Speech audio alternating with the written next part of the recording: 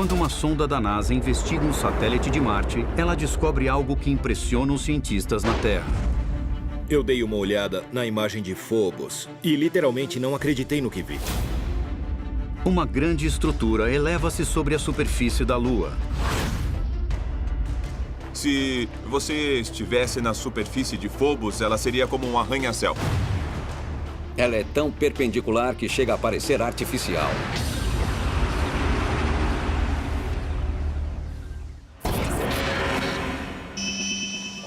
O Laboratório de Propulsão a Jato da NASA é o berço de alguns dos maiores feitos tecnológicos da humanidade.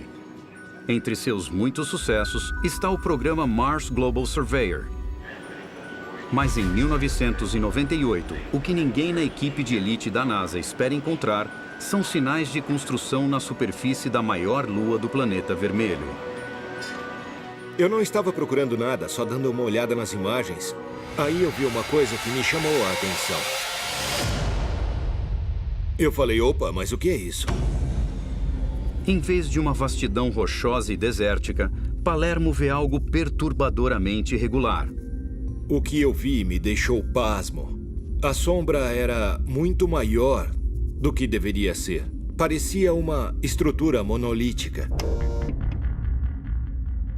O objeto pouco se assemelha a qualquer fenômeno natural conhecido. De repente, lá estava um monólito gigante na superfície de Phobos. Basicamente, era uma torre enorme. Era do tamanho de um arranha-céu. Uma estrutura perfeitamente em pé, tão grande quanto essa, saindo da superfície, é um fenômeno realmente estranho. A estrutura fica conhecida como monólito de Phobos e desperta o interesse dos gigantes da exploração espacial. Quando eu digo a palavra monólito, a primeira coisa que eu penso é a 2001. Arthur Clarke fez do monólito um presente de uma raça alienígena.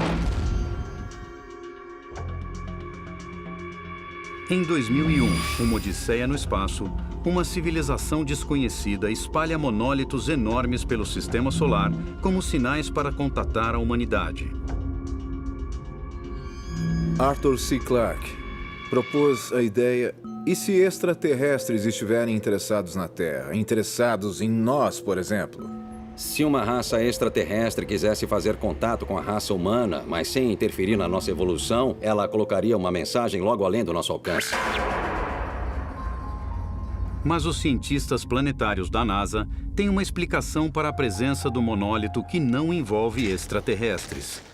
Por mais que eu fique empolgado com a ideia de um monumento deixado por uma civilização alienígena, a hipótese mais provável é que seja apenas um rochedo. É um rochedo enorme apoiado em uma das pontas.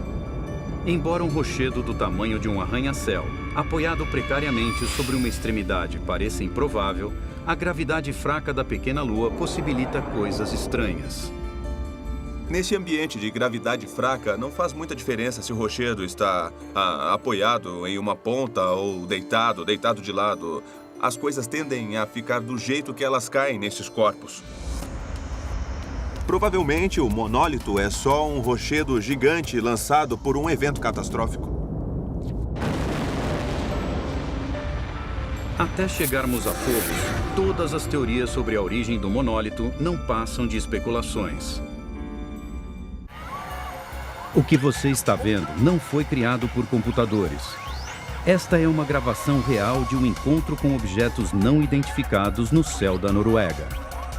São esferas flutuantes, luzes que parecem pairar no ar. O que seriam elas? No mundo todo, visões estranhas causam terror. Aquelas pessoas não acreditavam no que estavam vendo. E então, após diversas visões, ocorre um terremoto devastador.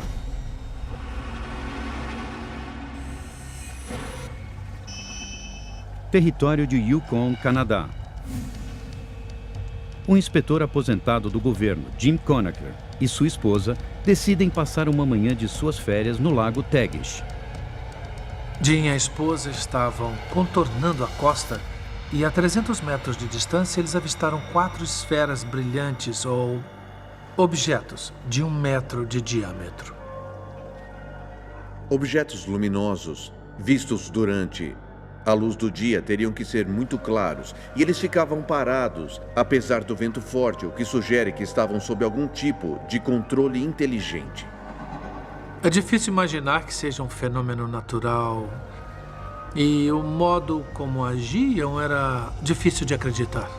O primeiro pensamento foi: o que são essas esferas? O que podem ser? A suspeita sobre elas ainda existe. As 4 luzes se moviam sobre a montanha e seguiram em direção a outras luzes que apareceram. Parece que elas se juntaram e foram embora. Na volta das férias, Conacher decide descobrir o que eram aquelas estranhas luzes. Mas segundo o investigador Martin Jacek, sua pesquisa não obteve resposta. Ele enviou as imagens para o Instituto do Tempo, que enviou para o Departamento de Defesa Nacional. Disseram para ele que o caso era sigiloso e isso era muito intrigante. Os Conachers não foram os primeiros a ver aquelas luzes. Elas foram relatadas no mundo todo e a NASA quer saber por quê. O cientista da NASA, Friedemann Freund, investiga o fenômeno. Ele descobre que estas visões têm um precedente histórico. Há 200, 300 anos, as pessoas descreveram com grande precisão o mesmo fenômeno que estamos observando hoje. Portanto, eu acredito que essas luzes são um sinal de alerta de que algo dramático vai acontecer. Em 15 de agosto de 2007, o fenômeno causa terror nos céus de Lima, no Peru. Em Lima, um avião ia pousar e o piloto estava comunicando para a torre: eu vejo luzes por todos os lados, aqui, ali e ali. O avião pousa em segurança, mas relatos de mais e mais luzes no céu chegam de todo o país. E horas depois das visões, o Peru é atingido por um evento tectônico devastador. Foi um terremoto de magnitude 8 no Peru, equivalente a centenas de milhares de bombas atômicas explodindo ao mesmo tempo. Para Freund, esta é uma evidência. Ele estuda a história de 400 anos de terremotos e descobre centenas de relatos de estranhas luzes prevendo os desastres, inclusive antes do grande terremoto de 1906 em São Francisco. Eu acredito que estas luzes sejam um sinal de alerta de que algo está acontecendo na superfície da Terra, que é o resultado de algo ainda mais dramático acontecendo no fundo da crosta terrestre.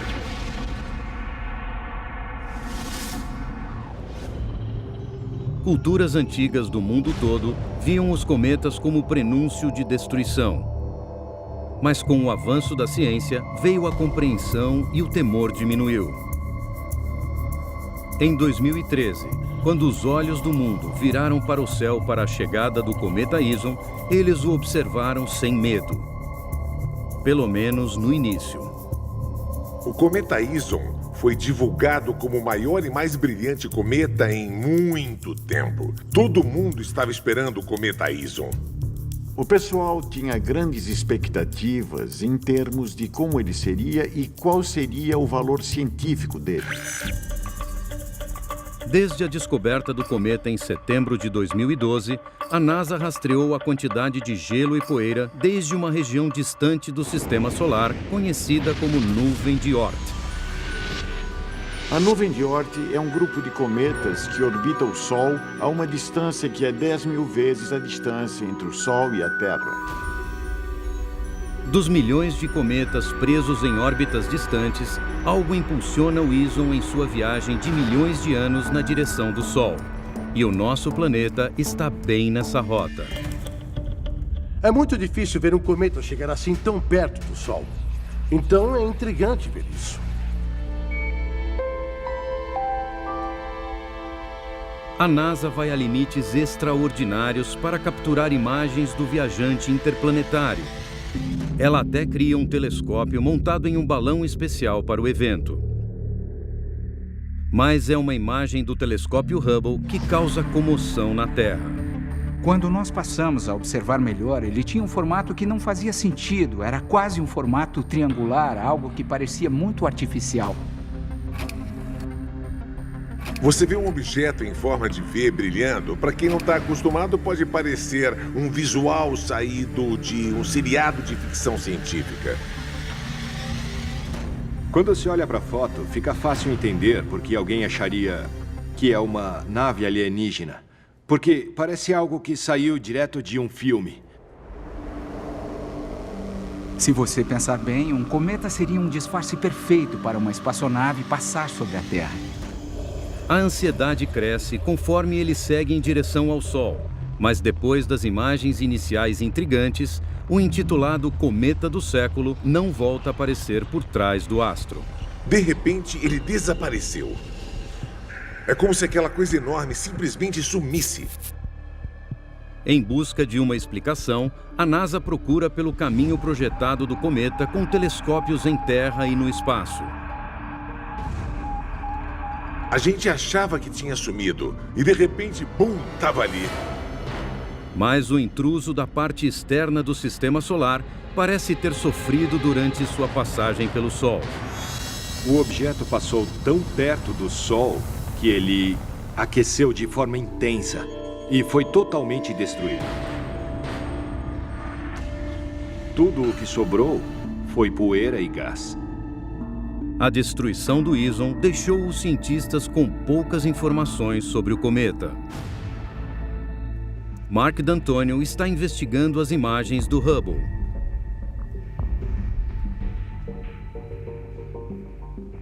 Essa imagem não é o que parece, porque o telescópio Hubble faz imagens de pontos diferentes de sua órbita ao redor da Terra. Conforme o telescópio tem a visão do cometa, ele tira uma foto por 8 longos minutos, e é essa que nós vemos aqui. Foi a combinação de 3 pontos de luz em formato específico que fez o Ison parecer algo além de um cometa comum. Mas D'Antonio acredita que este fenômeno pode ser explicado com manipulação da imagem. Neste caso específico, 3 imagens distintas foram combinadas em uma.